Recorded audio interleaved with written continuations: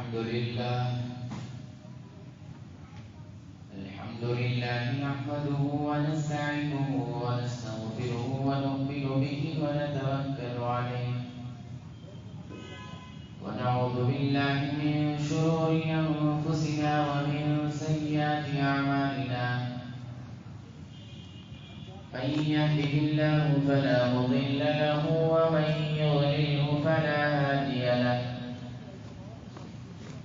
ونشهد أن لا إله إلا الله وحده لا شريك له ونشهد أن سيدنا ومولانا محمدا عبده ورسوله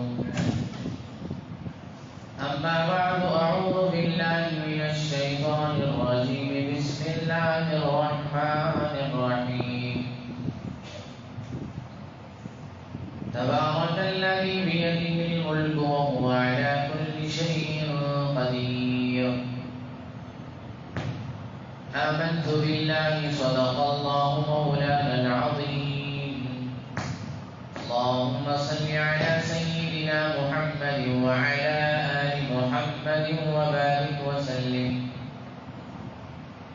اللهم صل على سيدنا محمد وعلى آل محمد وبارك وسلم اللهم صل على سيدنا محمد وعلى آل محمد وبارك وسلم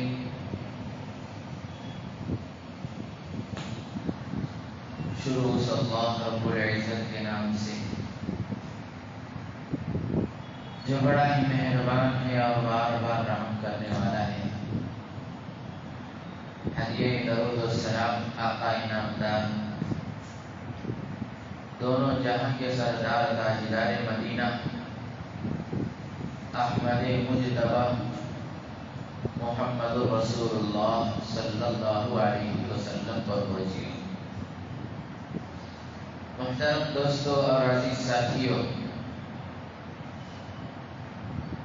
مہینوں کے اعتبار سے یہ مہینہ رجب المرجب کا کہلاتا ہے. رجب المرجب آ کر ہمیں اس بات کی دعوت دیتا ہے تیار رہو، عن قریب میرے چند دن گزرنے کے بعد رمضان آنے والا ہے. حضور اکرم صلی اللہ علیہ وسلم کے زمانے میں رجب کا جب مہینہ آتا تھا، حدیثوں میں آتا ہے اللہ کے رسول صلی اللہ علیہ وسلم اس دعا کا اہتمام فرماتے تھے: اللہم بارک لنا فی رجب و شعبان وبلغنا رمضان. اے اللہ برکت عطا فرمائیے ہماری زندگیوں میں رجب اور شعبان میں، اور ہمیں رمضان تک پہنچائیے. رجب کے شروع ہوتے ہی تمنائیں ہوتی تھی کہ ہم تو رجب تک گزار دیے، چند دن گزر جائیں گے تو رمضان بھی آ جائے گا. رمضان تک پہنچنے کی حضور اکرم صلی اللہ علیہ وسلم دعائیں فرماتے تھے، اور آقا علیہ السلام اس مہینے سے زیادہ توجہ رمضان کی طرف، عبادات کی طرف اور تیاریاں شروع کرتے تھے. ہمیں بھی چاہیے کہ احترام والا مہینہ جو میرے اور آپ کے درمیان ہے، ابھی سے تھوڑا تھوڑا تیاری کر کے دنیا بھر سے تھوڑی تھوڑی توجہ ہٹا کر رمضان کی تیاریوں میں، عبادات میں زیادہ وقت دیتے ہیں. عزیزان محترم، زمانے جاہلیت کے اندر بھی 4 مہینے بڑے احترام والے ہوتے تھے. اس میں آپس میں قتل و غارت گیری نہیں ہوتی تھی. اس کو حرمت والے مہینے کہتے ہیں، یعنی احترام والے مہینے. ان میں سے ایک مہینہ رجب المرجب کا. لوگوں کے اندر اس مہینے کے تعلق سے بڑے غلط خیالات ہیں، غلط عقائد ہیں، غلط سوچ ہے ان لوگوں کی کہ رجب کے مہینے میں شادی نہیں کریں گے، رجب کے مہینے میں نئی چیز کسی کو اوپن کرنے نہیں دیں گے، دکان کی اوپننگ نہیں کریں گے، نقصان ہو جائے گا، شادی کریں گے تو ٹوٹ جائے گی۔ ایسے لوگوں کے غلط غلط عقائد ہیں، غلط غلط رسومات پیدا ہو چکے ہیں۔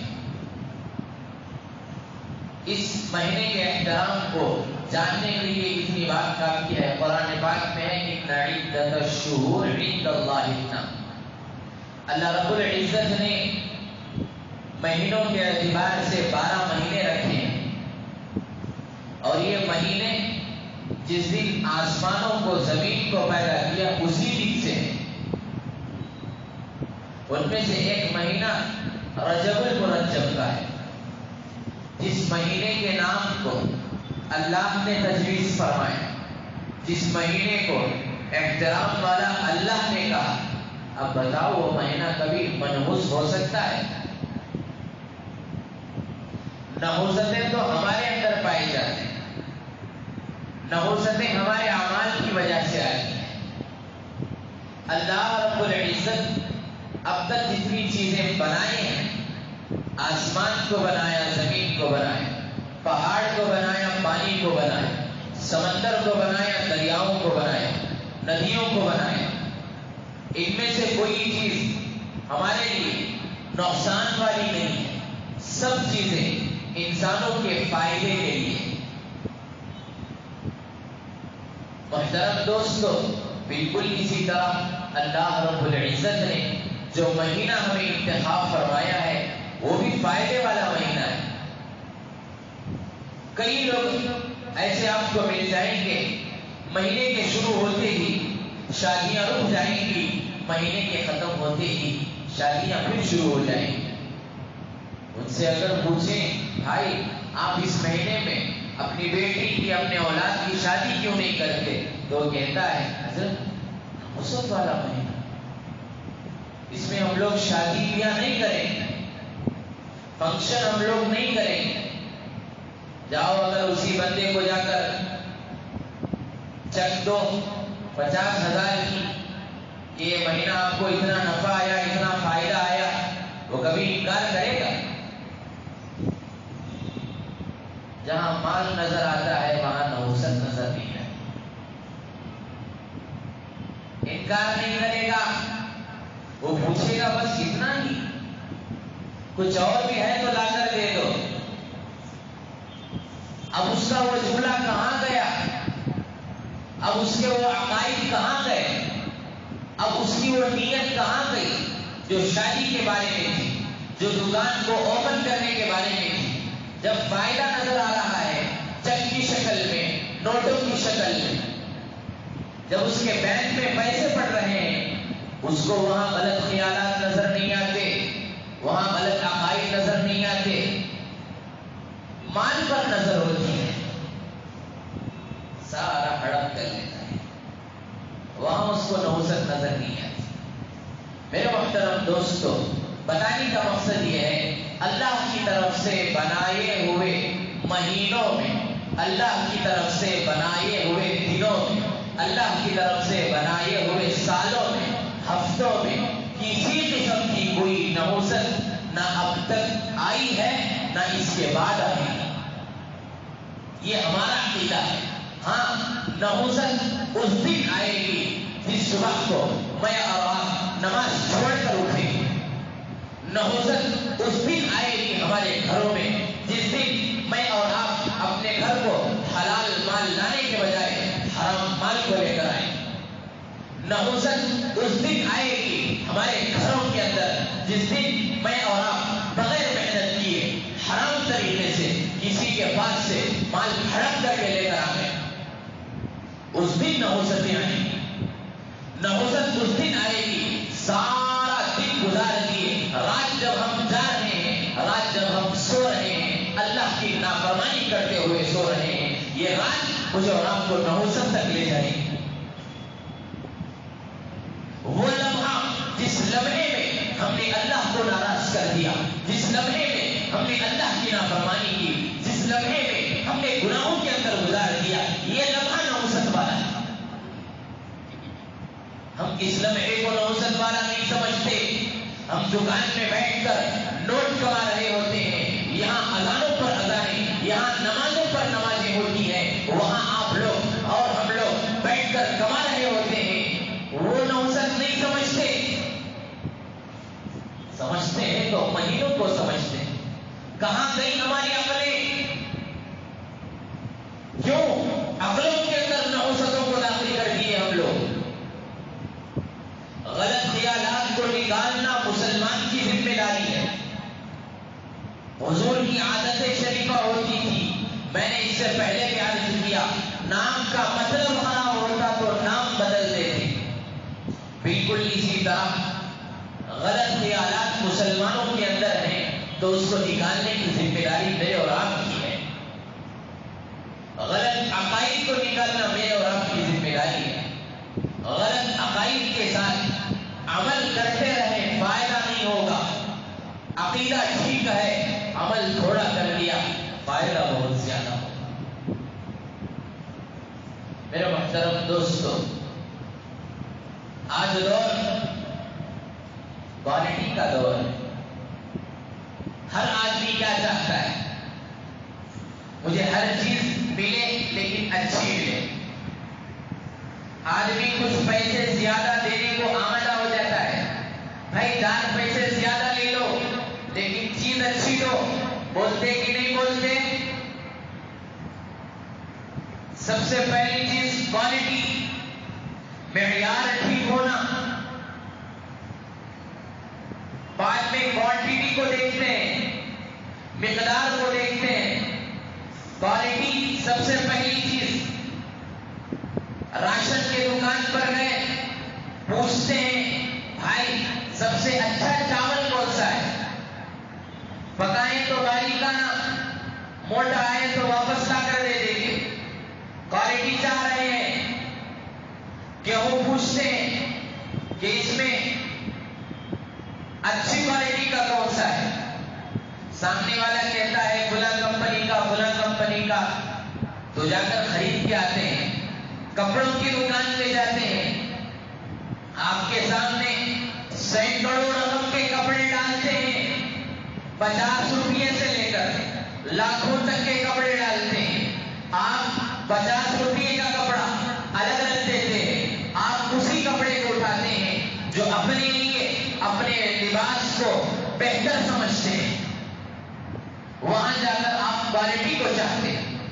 چپل کی دکان میں گئے، آپ کو 50 روپئے سے 100 روپئے سے چپل جوڑا مل جائے گا، ہوائی چپل مل جائے گا، لیکن آپ چاہتے کون سے؟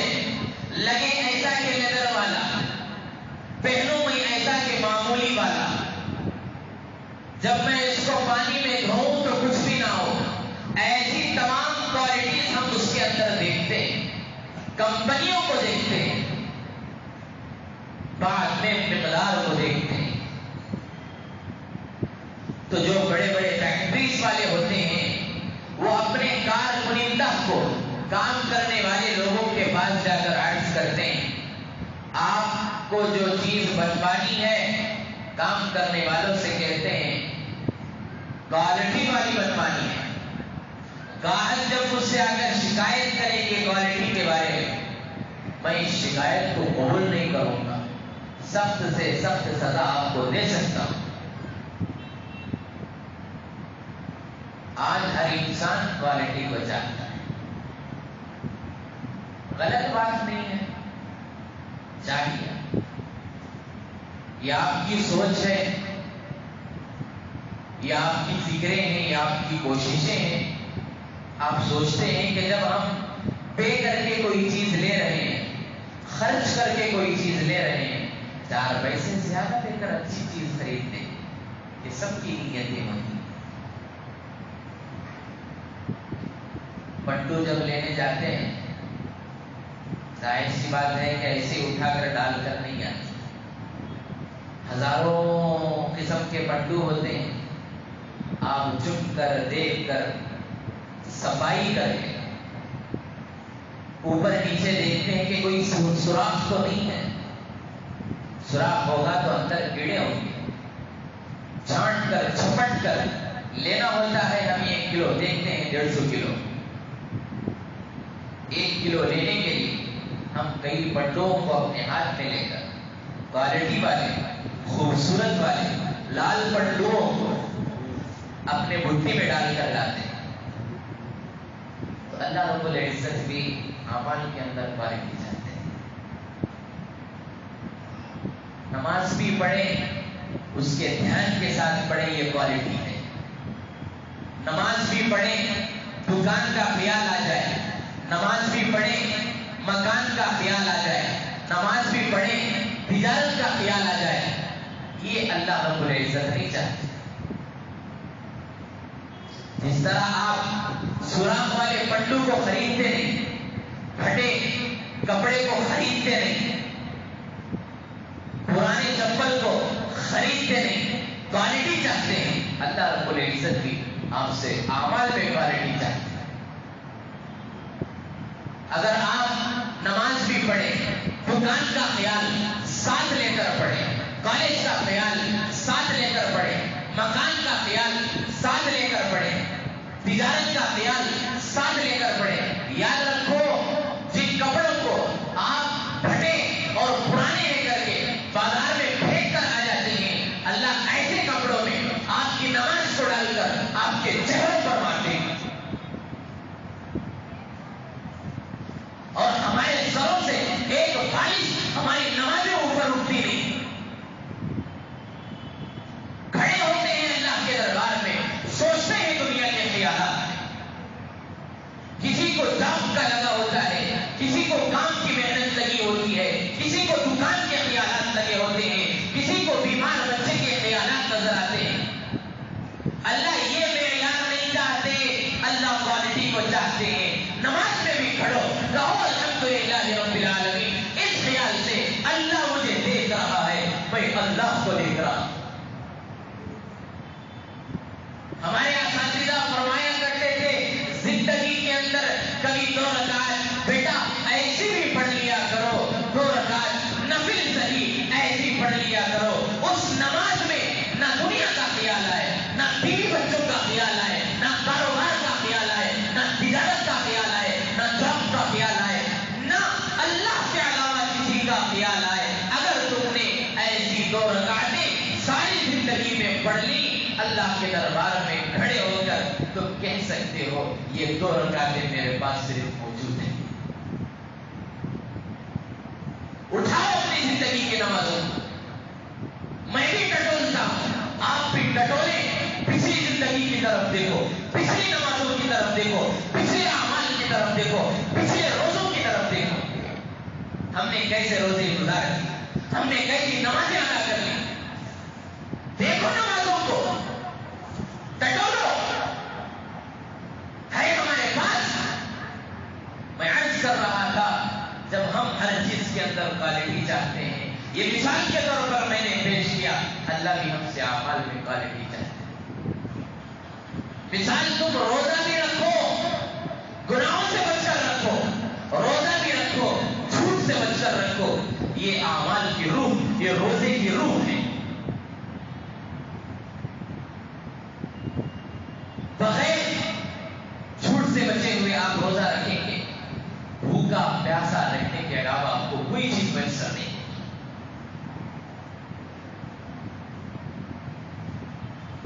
دوسری مثال میں آپ کو اس طرح سے سمجھاتا ہوں. 1 کلو سونا لیں، وزن میں 1 کلو ہی ہوگا.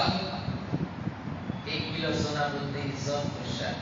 1 کلو کسی کے پاس حضرت اگر سونا رہے تو آج کے دور کا بہت بڑا مالدار ہے. 1 کلو چاندی لیں، وزن میں 1 کلو ہوگا. 1 کلو لوہا لیں، وزن میں 1 کلو برابر ہوگا. مٹی کو بھی لیں، پلاسٹک کی چیزوں بھی لیں، جتنی بھی چیزوں کو آپ لیں گے 1 کلو برابر برابر کر کے رکھیں گے، سب وزن میں برابر رہیں گے. میں آپ سے پوچھتا ہوں کیا سب کی قیمت ایک ہے؟ سب کا بھاؤ ایک ہے؟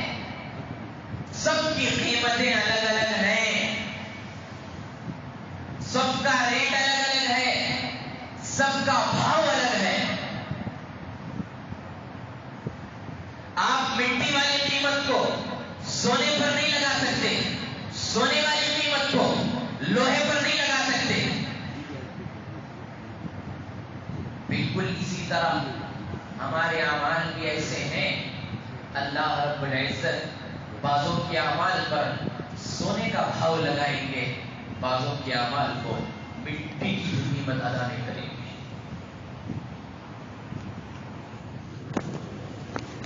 اب ہمارے اعمال کس طرح کے ہیں؟ 1 کلو سونے جیسے ہیں، یا 1 کلو چاندی جیسی ہے، یا 1 کلو لوہے جیسا ہے، یا 1 کلو مٹی جیسی ہے. ہم اپنا محاسبہ کریں گے. اگر مٹی جیسے ہمارے اعمال ہیں، بناؤ اس کو سونے کی طرح، سونے کی قیمت کی طرح. تو حضرت ابو بکر صدیق رضی اللہ تعالی عنہ نے فرمایا 7 چیزوں کی زینت 7 چیزوں کے اندر پائی جاتی ہے. کتنی؟ 7 چیزوں کی زینت، یعنی 7 چیزوں کی خوبصورتی 7 چیزوں کے اندر پائی جاتی ہے. سب سے پہلی چیز، میں اس پہلی چیز کو بتانے سے پہلے ایک مثال سے آپ کو بات سمجھاؤں گا. مثال، آپ نے فرنیچر دکان والے کو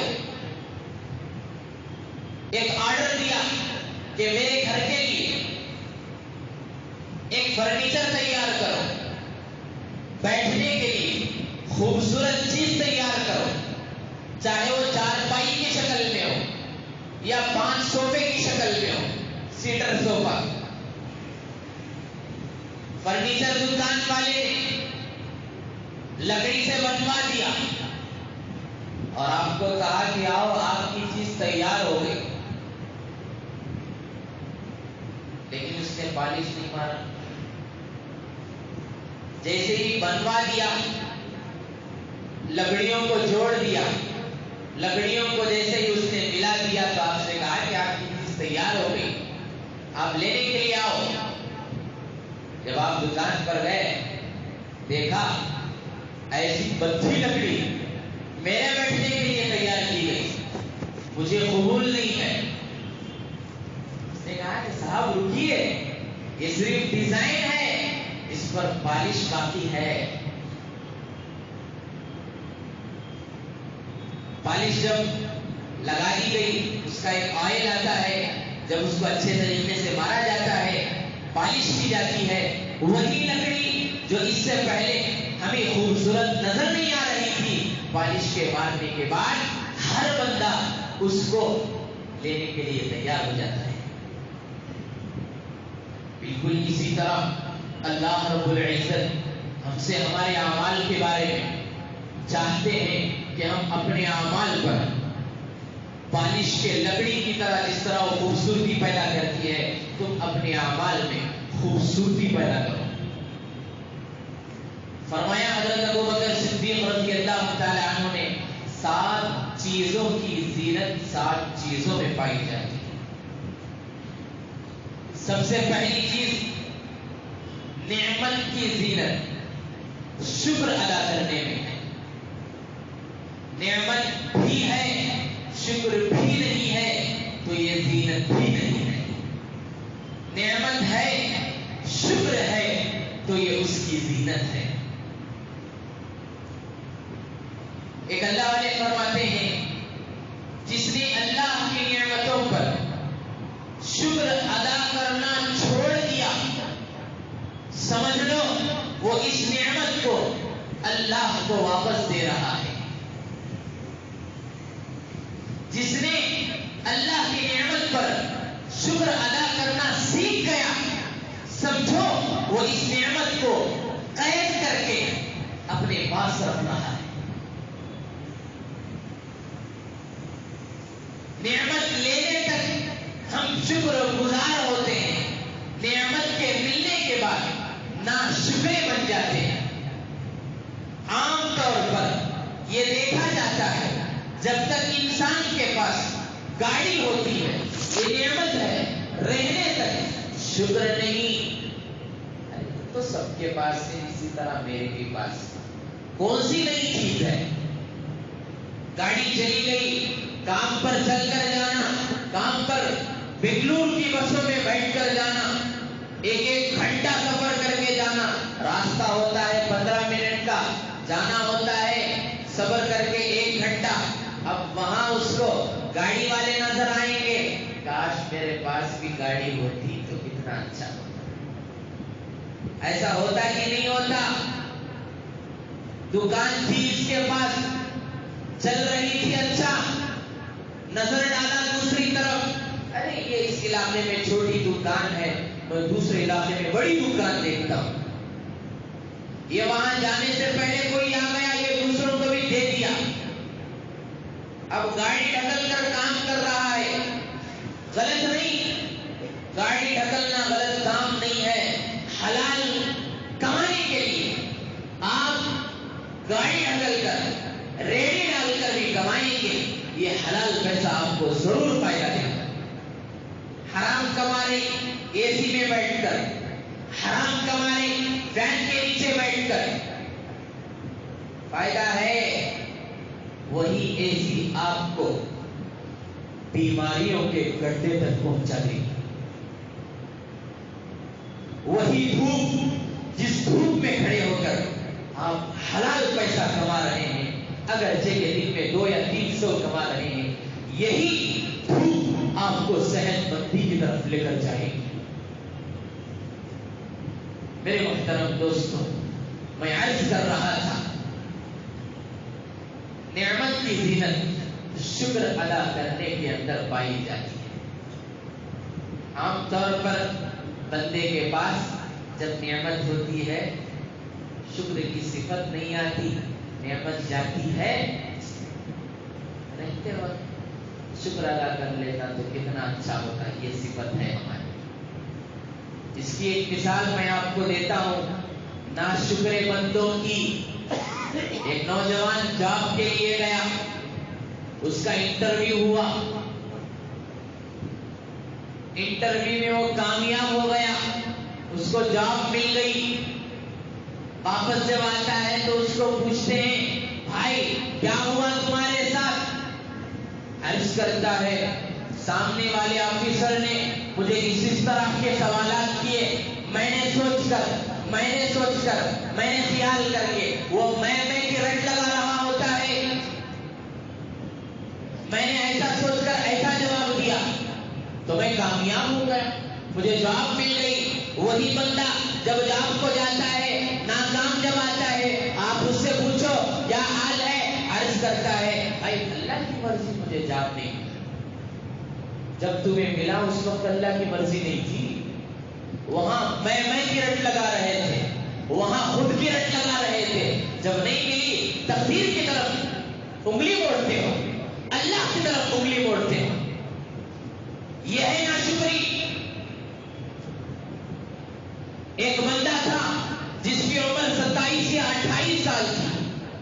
اللہ نے اس کو 15 سے 20 فیکٹریوں کا چیئرمین بنا دیا. معمولی بات ہے. ایک دن اس کو بخار آیا، ایک دن گزرا بخار نہیں گئی، 2 دن گزرا بخار نہیں گئی، پریشان ہے.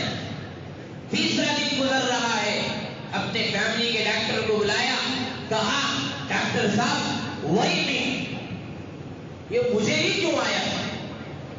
میرے سارے کام باقی ہیں، لوگ قطاروں میں کھڑے ہوتے ہیں مجھ سے ملنے کے لیے، میری میٹنگز ہیں، لوگ انتظار کر رہے ہوتے ہیں. 3 دن کے میرے کئی میٹنگ ناکام ہو گئے.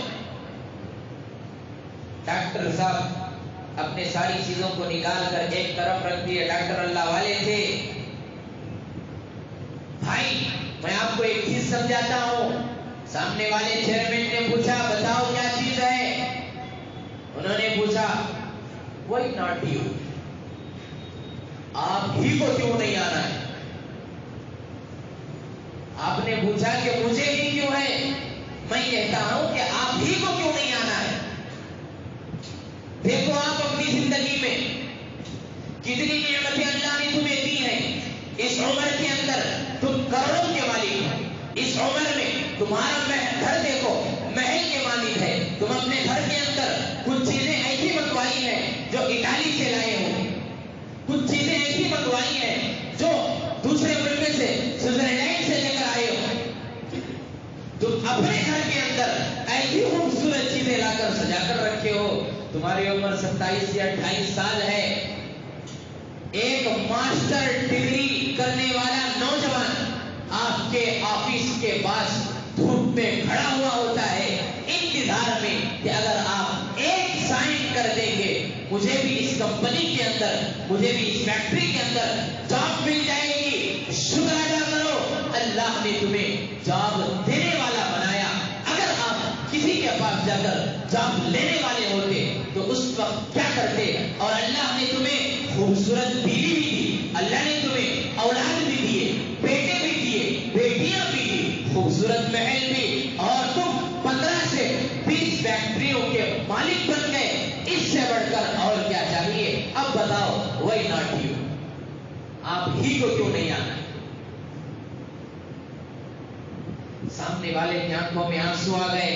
میں نے اب تک اللہ کا ناشکرہ بن کر زندگی گزارا ہے, آج کے بعد سے میں اللہ کا شکر گزار بن کر زندگی گزاروں گا. میرے محترم دوستو, ایک ڈاکٹر تھے, نیک تھے.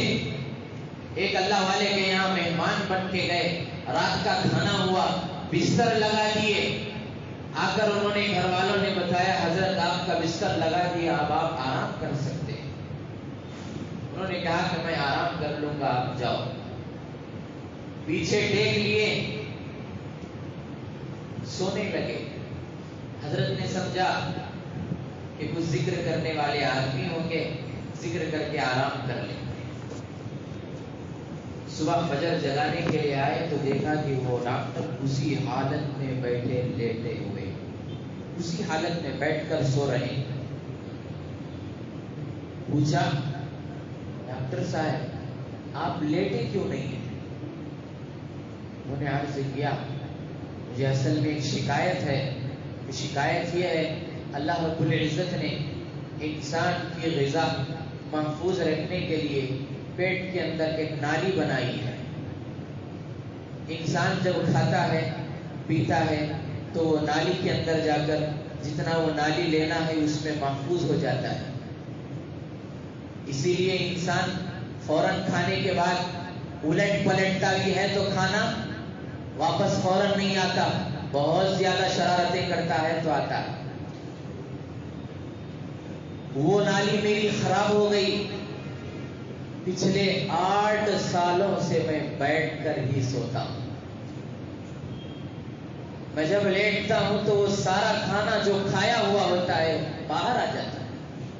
اسی لیے حضرت میں 8 سالوں سے بیٹھ کر لیٹتا ہوں, بیٹھ کر سوتا ہوں, سو کر لیٹتا نہیں.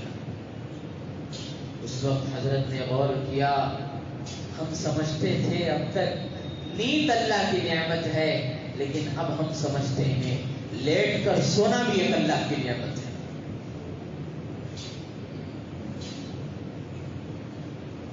بیت الخلا ایک اللہ کی نعمت ہے, لیکن بیت الخلا صحیح جگہ پر آنا بھی اللہ کی نعمت ہے. آپ کتنے ایسے پیشنٹوں کو دیکھے ہوں گے, کتنے ایسے مریضوں کو دیکھے ہوں گے جن کے لیے ایک الگ کمرہ رکھ دیا ہوتا ہے, ایک الگ جگہ رکھ دی ہوتی ہے, ایک الگ چارپائی رکھ دی ہوتی ہے. پائپوں کے ذریعے سے, نالیوں کے ذریعے سے کبھی پیشاب کو نکالا جاتا ہے, کبھی گندگی کو نکالا جاتا ہے. ان لوگوں کو دیکھ کر صحت کا خیال کرو, نعمتوں کا خیال کرو. کریں گے انشاءاللہ. حضرت ابو بکر صدیق رضی اللہ تعالی عنہ نے فرمایا نعمت کی زینت کس چیز کے اندر ہے؟ بتاؤ, شکر ادا کرنے کے اندر ہے. ہر نعمت کے اندر شکر گزاری کا مزاج پیدا کرو. نعمتیں اللہ دیتے رہیں گے, کم نہیں ہوں گی. دوسری چیز بلا کی زینت. مصیبت کی زینت، تکلیف کی زینت، پریشانی کی زینت صبر کرنے میں رکھی گئی ہے۔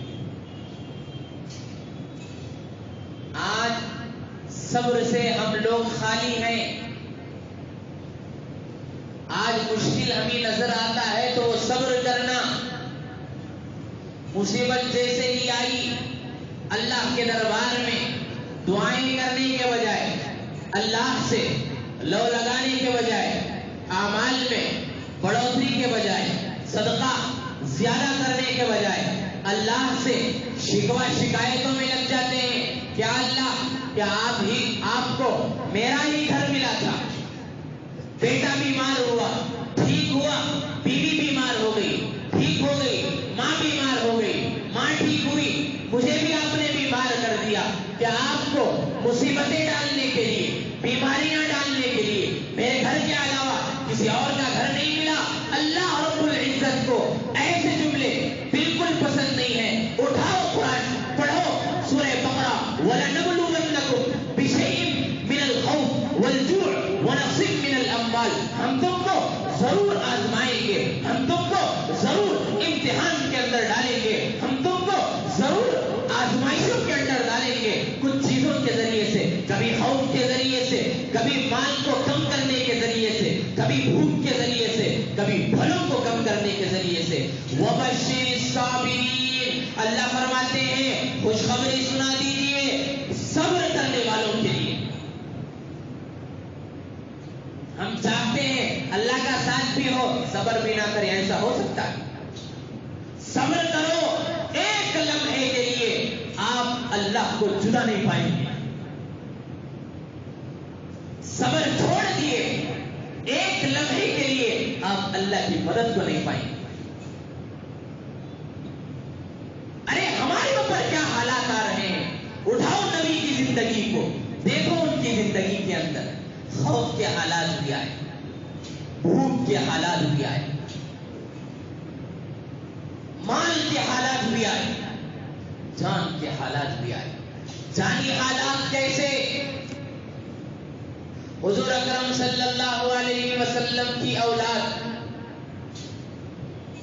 حضرت زینب، حضرت رقیہ، حضرت ام کلثوم، حضرت فاطمہ، یہ چار بیٹیاں، حضرت فاطمہ ہی حضور صلی اللہ علیہ وسلم کے وصال کے بعد انتقال ہوئی، تینوں بیٹیاں حضور صلی اللہ علیہ وسلم کی زندگی میں چلی گئی۔ ایسا دکھ، ایسا غم آج کے دور کا انسان اٹھا سکتا ہے؟ ایک بیٹی جب کسی کے گھر سے چلی جاتی ہے پریشان ہو جاتا ہے، شکوے کرنے میں لگ جاتا ہے، اللہ سے شکایتوں میں لگ جاتا ہے۔ کیا اللہ، آپ کو میری جوان بیٹی ہی دکھی تھی، اے کاش اس کی جگہ مجھے اٹھا لیتے۔ کیا آپ اللہ کو سمجھا رہے ہیں کہ مجھے پہلے بلا لو، بعد میں میری بیٹی کو بلا لو؟ حضور کی زندگی کے اندر حضرت ابراہیم بھی گئے، حضرت قاسم بھی گئے، اور ایک بیٹے بھی حضور کی زندگی کے اندر چلے گئے۔ سارے غموں کو حضور اپنی زندگی کے اندر دیکھ کر گئے۔ ایک بیٹے کو دفنا رہے ہیں، آنکھوں کے اندر آنسو ہیں۔ صحابہ نے پوچھا، حضور آپ کی آنکھوں میں آنسو بھرے پڑے ہیں۔ حضور اکرم صلی اللہ علیہ وسلم نے ارشاد فرمایا، میرے صحابہ، میرے دل کے اندر غم ہے، میرے آنکھوں میں آنسو ہیں، لیکن میں اپنی زبان سے وہی کہتا ہوں جو اللہ کو پسند ہے۔ حضور کی زندگی کے اندر حضرت خدیجہ جیسی جان نثار بیوی چلی گئی۔ یہ جان کے خوف کے حالات دیکھ کر گئے حضور، اور اللہ نے فرمایا ہم تم کو ضرور آزمائیں گے، تیار رہو۔ مسلمانوں، حالات جو آتے ہیں کافروں پر نہیں آتے، پوجا کرنے والوں کی طرف نہیں آتے، حالات جو آتے ہیں مشرکوں پر نہیں آتے۔ آپ تاریخ اٹھا کر دیکھ لو، حالات جو آتے ہیں ایمان والوں پر آتے ہیں۔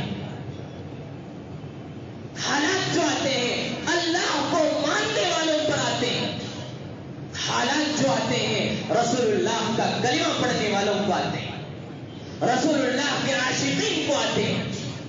میں اور آپ بھی اگر صبر نہ کریں، آزمائشوں میں اگر ہم کامیاب نہ ہوئے، پھر کن پر آئے حالات آپ بتاؤ. گرجا گھر میں جا کر یسوع کے سامنے جا کر کھڑے ہونے والوں کے اوپر حالات آئیں. ارے اللہ نے ان کے لیے تو فرما دیا، ان کے لیے یہ دنیا جنت ہے، ہمارے لیے قید خانہ ہے. ظاہر سی بات ہے قید خانے کے اندر حالات بہت زیادہ آتے ہیں. گزارنا کس کو ہے؟ مجھے اور آپ کو. صبر کرنا کس کو ہے؟ مجھے اور آپ کو. بہت سے واقعات بھی ہیں. میری بات ابھی ختم نہیں ہوئی. میں عرض کر رہا تھا بلا کی زینت صبر کرنے میں ہے. انشاءاللہ اس تعلق سے آئندہ جمعہ آپ حضرات کے سامنے آگے بات رکھی جائے گی. دعا فرمائیں اللہ رب العزت ہمیں اللہ کے رسول صلی اللہ علیہ وسلم کے طرزوں پر زندگی گزارنے کی توفیق عطا فرمائیں. آمین. وآخر دعوانا ان الحمدللہ رب العالمین. جو حضرات سنتیں نہیں پڑھے ہیں سنتیں پڑھ لیں، جو پڑھ چکے ہیں درود شریف کی کثرت میں لگ جائیں.